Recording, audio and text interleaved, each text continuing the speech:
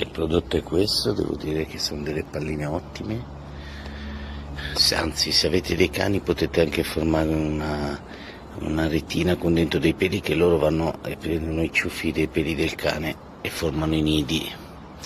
Eccole qua, le famose palline.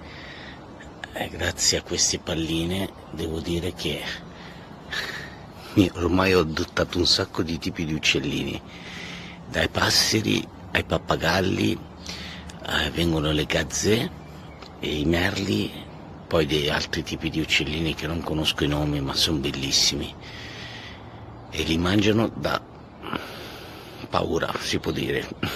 Grazie.